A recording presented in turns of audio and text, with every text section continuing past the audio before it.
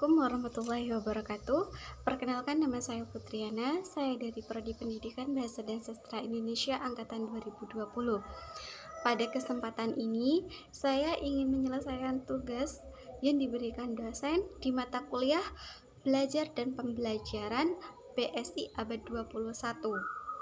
Nah, di materi yang ketiga ini, saya ingin menjelaskan mengenai teori behavioristik, teori kognitif, teori konstruktivistik, dan teori humanistik.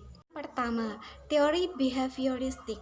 Teori behavioristik adalah teori belajar yang mengedepankan perubahan perilaku peserta didik sebagai hasil proses belajar.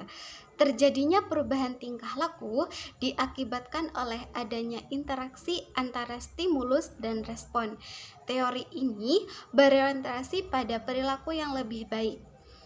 Jadi, kesuksesan peserta didik saat belajar tidak hanya dilihat dari pemahaman akademiknya, namun juga dilihat dari perubahan perilakunya. Sebagai seorang guru atau bapak atau ibu guru, tentu saja berupaya secara maksimal untuk mendidik atau membimbing mereka. Salah satunya dengan membuat aturan di kelas. Jika peserta didik tidak memenuhi aturan yang sudah dibuat, apa yang akan Bapak atau Ibu lakukan? Apakah Bapak atau Ibu guru memberi hukuman kepada mereka? Nah, hukuman yang diberikan oleh Bapak atau Ibu guru kepada siswa yang tidak mengikuti peraturan yang sudah berlaku itu termasuk ke dalam penerapan dari teori belajar behavioristik. Prinsip-prinsip teori belajar behavioristik sendiri ada 3. Yang pertama, apabila seseorang sudah mampu menunjukkan perubahan perilaku, maka dikatakan sebagai sudah belajar. Yang kedua, hal yang paling penting pada teori ini adalah stimulus dan respon, karena bisa diamati. Dan yang ketiga, adanya pengetahuan dalam kurung reinforcement, yaitu hal-hal yang bisa memperkuat respon. Penguatan bisa berupa penguatan positif atau penguatan negatif. Hukum pada teori belajar behavioristik menurut Hergenhen dan Matthew menyatakan bahwa teori belajar ini mencangkup 4 hukum. Yang pertama, hukum kesiapan. Yang dimaksud dengan hukum kesiapan ini berarti bahwa kegiatan pembelajaran akan memberikan hasil yang diinginkan jika ada kesiapan, baik kesiapan oleh pendidik atau kesiapan dari peserta didik. Yang kedua, hukum latihan. Hukum latihan memiliki arti bahwa semakin banyak latihan, semakin besar peluang untuk berhasil. Artinya, kegiatan pembelajaran akan berhasil jika peserta didik dibiasakan untuk latihan secara kontinu dan terukur. Yang ketiga, hukum efek. Hukum efek berarti efek yang dirasakan oleh peserta didik telah belajar akan memotivasi dirinya untuk terus belajar. Contohnya, seorang peserta didik mendapatkan hadiah berupa buku paket ataupun pensil dari seorang guru. Nah, efek yang dirasakan adalah rasa bangga yang dirasakan oleh peserta didik atau siswa ketika mendapatkan hadiah dari guru. Nah, hal itu dapat memotivasi siswa yang lain ataupun siswa yang mendapatkan hadiah untuk meningkatkan belajarnya. Dan yang nomor keempat adalah hukum sikap. Hukum sikap berarti sikap yang terbentuk setelah melakukan pembelajaran. Perubahan sikap dipengaruhi oleh hal-hal yang ia dapatkan selama kegiatan belajar berlangsung. Ciri-ciri teori belajar behavioristik sendiri, yang pertama, mengutamakan lingkungan. Kedua, hasil pembelajaran fokus pada terbentuknya perilaku yang diinginkan. Yang ketiga, mementingkan pembentukan reaksi atau respon. Yang keempat, bersifat mekanistis atau dilakukan dengan mekanis tertentu, misalnya minta maaf. Yang kelima, menganggap latihan itu adalah hal yang paling penting dalam proses pembelajaran. Saya akan memberikan salah satu contoh mengenai penerapan teori belajar behavioristik.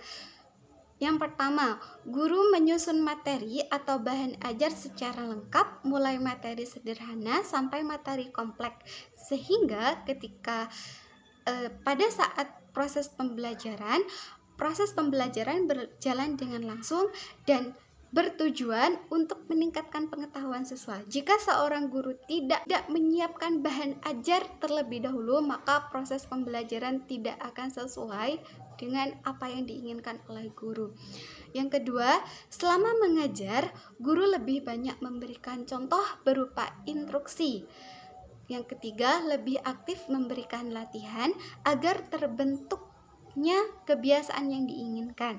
Yang keempat, guru memberikan evaluasi berdasarkan perilaku yang terlihat, dan guru harus mampu memberikan penguatan reinforcement baik dari sisi positif dan negatif.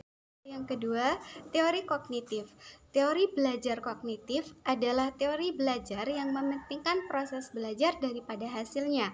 Teori ini menyatakan bahwa pada proses belajar, seseorang tidak hanya cenderung pada hubungan antara stimulus dan respon, melainkan juga bagaimana perilaku seseorang dalam mencapai tujuan belajar. Perlu diketahui, belajar merupakan kegiatan utama seorang manusia. Belajar tidak hanya berpusat di lingkungan sekolah, namun juga melalui lingkungan sekitar. Sebagai seorang guru atau sebagai orang tua lah, kita harus bertanggung jawab untuk membimbing individu-individu untuk terus belajar agar awalnya tidak tahu menahu menjadi ahli dalam berilmu. Proses belajar semacam itu merupakan bentuk penerapan di ranah kognitif individu. Itulah mengapa dari yang awalnya tidak tahu menjadi ahli dalam ilmu. Fungsi kognitif sendiri. Adanya fungsi kognitif ini membuat seseorang bisa dengan mudah bergaul satu sama lain. Adapun fungsinya yang harus Bapak atau Ibu guru ketahui, yaitu yang pertama, perhatian. Perhatian merupakan penyeleksian rangsang yang nantinya menjadi fokus perhatian dan bisa diabaikan secara bersama. Yang kedua, memori dan daya ingat. Hal ini berkaitan dengan tingkat kefokusan seseorang dalam belajar. Yang ketiga, efek eksekutif. Yang ketiga, eksekutif, fungsi yang mengarah manusia untuk menjadi perencana dan melaksanakan sesuatu yang telah ia rencanakan. Yang keempat, berbahasa. Kemampuan seseorang dalam menyusun kata-kata saat berkomunikasi dengan orang lain itu memiliki tingkatan yang berbeda, baik itu berbahasa secara tertulis maupun secara lisan.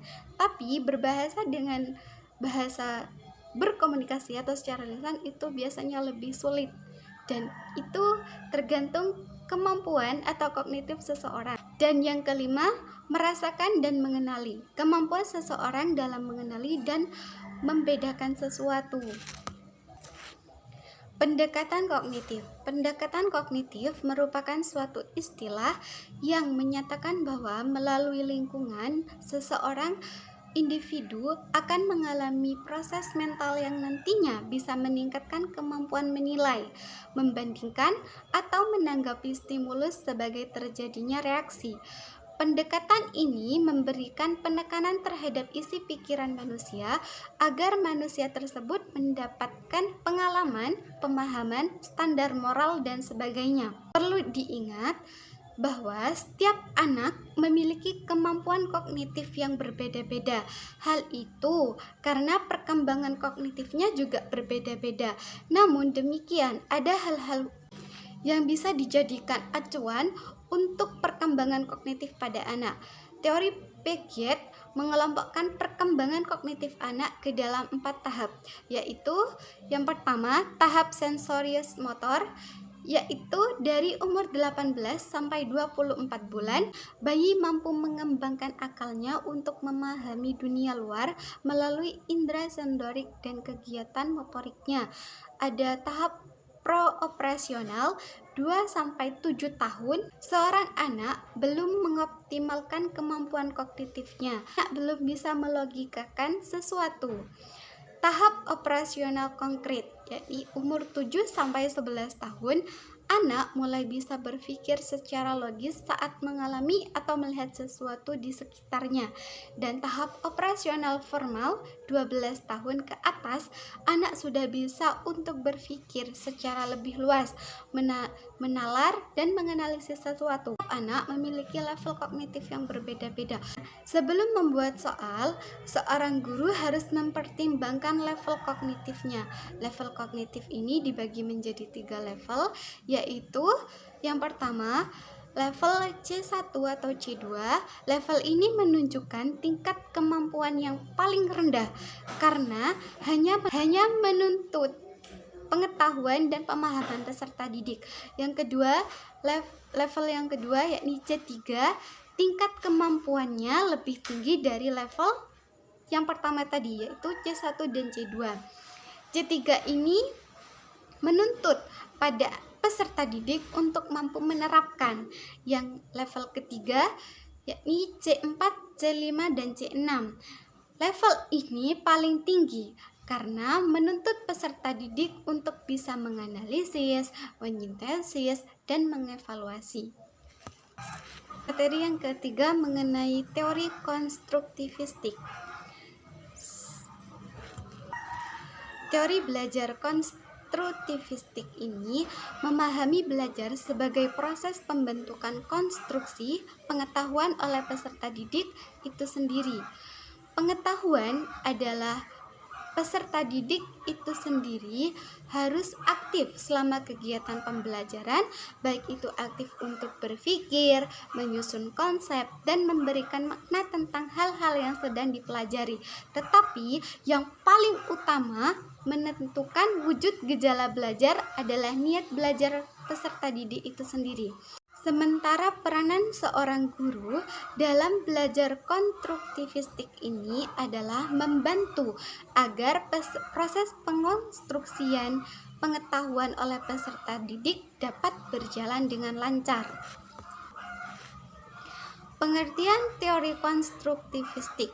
Teori konstruktivistik mengakui bahwa peserta didik akan dapat menginterpretasikan informasi ke dalam pikirannya hanya pada konteks pengalaman dan pengetahuan yang mereka sendiri, pada kebutuhan, latar belakang, dan minatnya. Ciri-ciri belajar konstruktivisme dikemukakan oleh Driver dan Alden pada tahun 1994.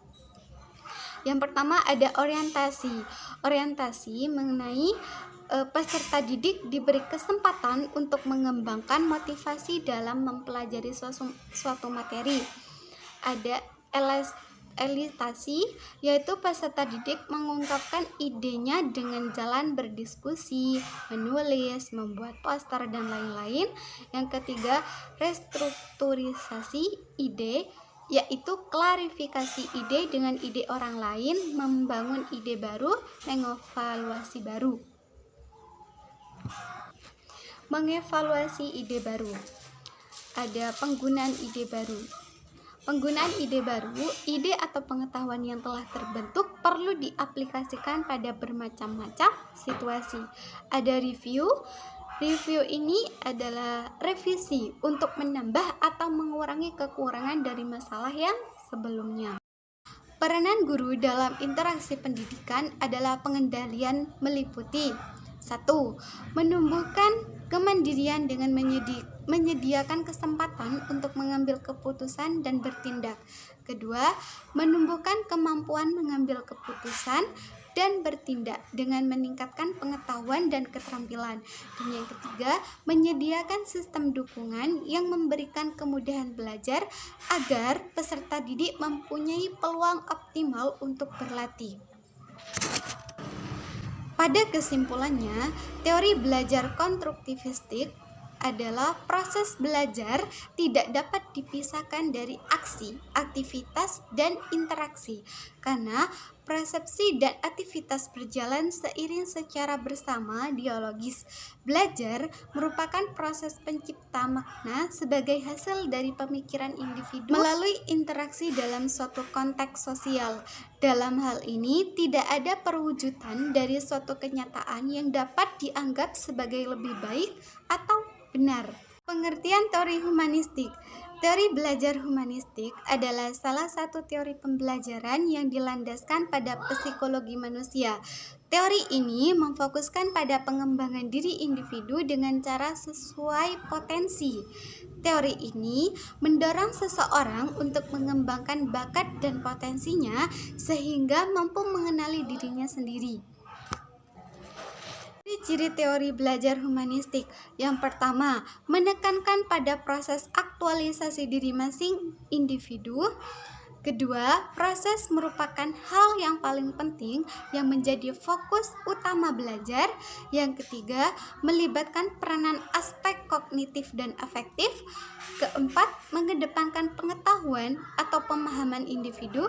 Kelima, mengedepankan bentuk perilaku diri sendiri. Dan yang keenam, tidak ada yang lebih berhak mengatur proses belajar setiap individu selain dirinya sendiri. Macam-macam teori belajar humanistik sendiri. Di sini ada teori belajar Arthur Cobbs. Pada teori ini, belajar akan terasa berarti bagi murid. Tugas pendidik ialah menjadi fasilitator yang baik dalam proses pembelajaran dengan tidak mengatur ataupun memaksa materi. Ada teori belajar Bloom dan Cradwell. Teori belajar ini memfokus pada hal-hal yang pasti dikuasai siswa dalam proses pembelajaran, yakni bisa disebut dengan taksonomi Bloom. Ada teori belajar Carl Rogers. Teori belajar ini harus melibatkan sisi intelektualitas dan emosional seseorang untuk meningkatkan motivasi belajar siswa. Ada teori belajar Maslow. Setiap individu akan berusaha dan berupaya untuk memenuhi kebutuhan hierarkis dalam hidupnya.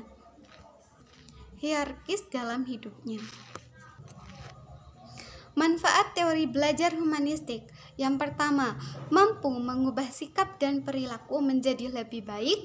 Yang kedua, membiasakan diri untuk bersikap demokratis, partisipatif, dan humanis, menjadikan diri sendiri sebagai manusia yang dapat menghargai perbedaan dan kebebasan menyatakan ide atau gagasan maupun pendapat. Dan yang keempat, meningkatkan keinginan diri untuk konsep dasar belajar humanistik. Konsep dasar yang wajib dijadikan acuan pada teori belajar humanistik adalah manusia menjadi peranan penting dan utama dalam mencapai kesuksesan dirinya. Dalam prosesnya, seseorang harus mempunyai motivasi baik dirinya sendiri maupun dari luar, serta mengerti belajar teori humanistik. Dalam teori ini tentu terdapat kelebihan dan kekurangannya. Kekurangan dari teori belajar humanistik ini dapat memunculkan kesenjangan antara individu apabila individu tidak mampu atau dalam mengenali potensi dirinya.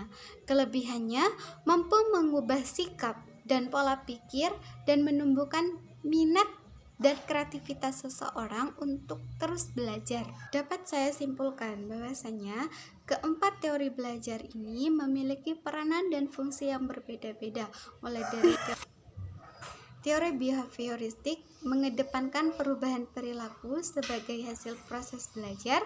Teori kognitif mementingkan proses belajar dan pada hasil bagaimana perilaku seseorang dalam mencapai tujuan belajar. Teori konstruktivisme atau konstruktivistik, yakni siswa meningkatkan pengetahuannya dengan pengalaman mereka sendiri sebagai minat. Dan teori humanistik memfokuskan pengembangan bakat potensi dengan cara belajar yang disesuaikan dengan teori taksonomi Bloom. Akhiri, wassalamualaikum warahmatullahi wabarakatuh.